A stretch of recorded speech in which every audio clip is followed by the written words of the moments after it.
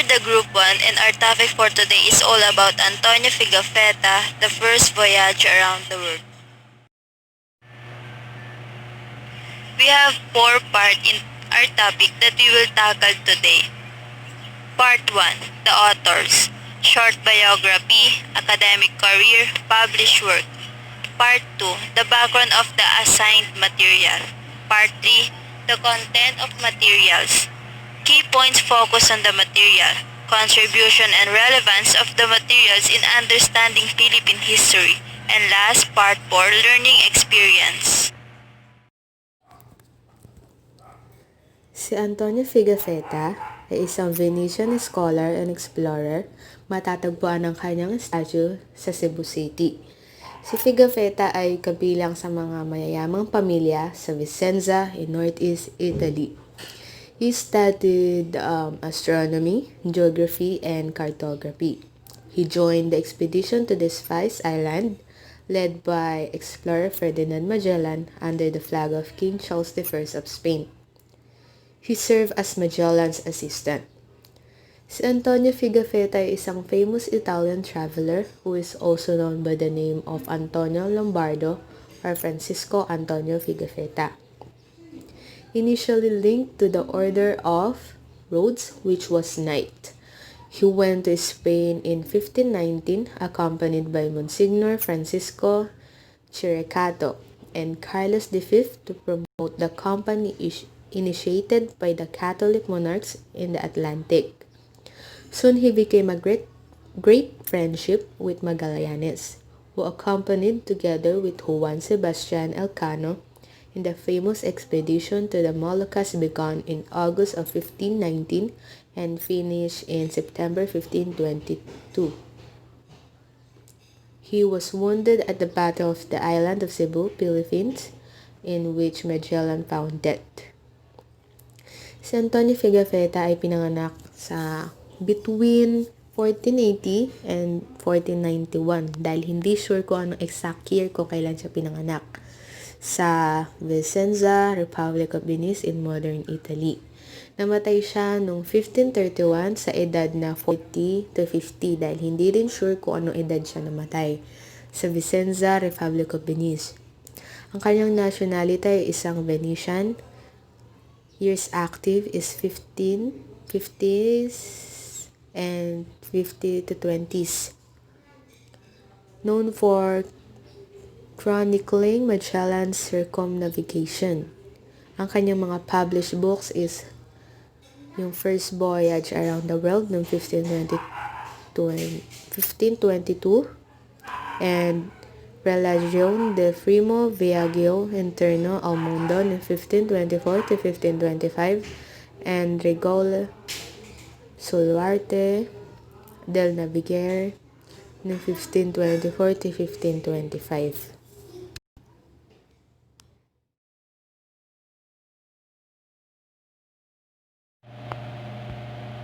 Background of the first voyage in the world by Antonio Pigafetta. From the word voyage means of course of travel or passage, especially a long journey by water to a distant place. Who started first voyage in the world? He is Ferdinand Magellan. Ferdinand Magellan was the Portuguese explorer who organized the Spanish expedition to the East Indies from 1519 to 1522, resulting in the first circumnavigation of the Earth, which was completed by Juan Sebastian Elcano. To Sanlúcar de Barrameda in 1519, Ferdinand Magellan set sail from Spain with 5 ships to find a western route to the Moluccas. Main theme of first voyage. Since the beginning of 16th century, the navigation route designed by Magellan and his sailors during the first circumnavigation around the world has geographical and symbolically linked different cultures and civilization, providing exchange and achievements in commerce, scientific knowledge, and culture.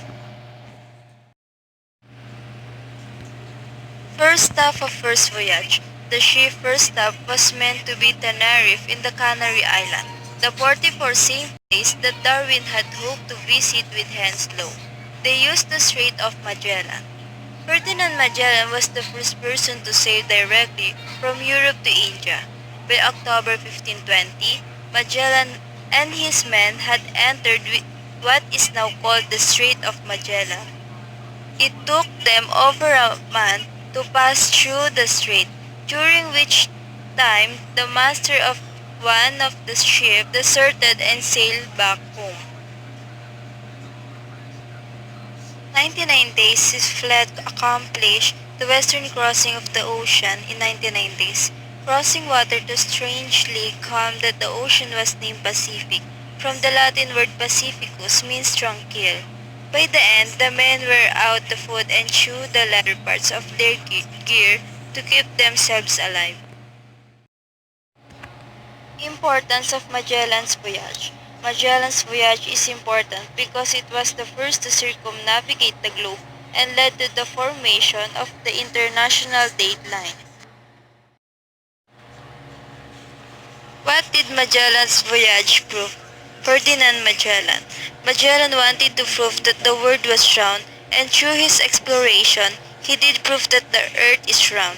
He established the first route to the east that involved sailing to the west.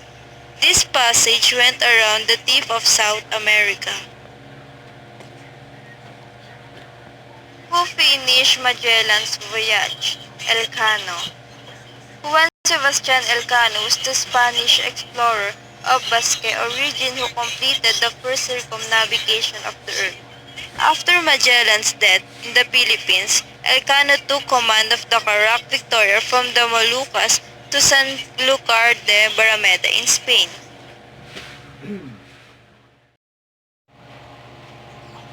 Where was the first voyage around the world written? Antonio Pigafetta's first voyage around the world, a travelogue on September 8, 1522.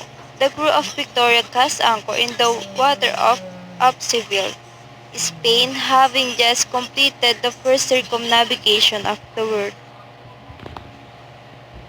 Primary reason by writing First Voyage.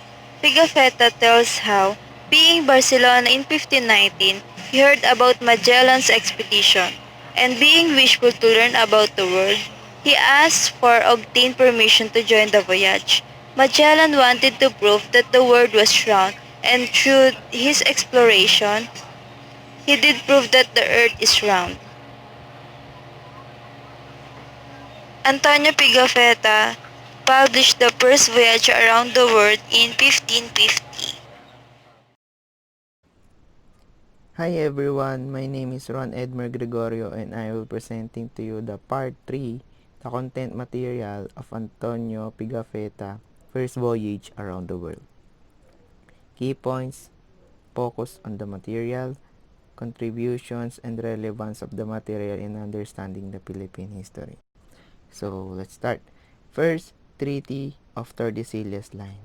It is the agreement of Spain and Portugal. Spain will go to the westward, Portugal will go to the eastward. On September 20, 1519, Ferdinand Magellan have 5 ships and 270 crew members, and they are ready to start the voyage around the world. When they traveling and they are in Pacific Ocean, Ferdinand Magellan named Pacific Ocean to Mar Pacifico or Calm Pacific. They took 99 days to cross the Pacific Ocean from Argentina to Guam. In March 6, 1521, they landed to Guam, but they only have 3 ships because the 2 ships came back to Spain and they don't want to join the voyage of Ferdinand Magellan around the world. And March 16, 1521, it is the start where Ferdinand Magellan landed on Cebu.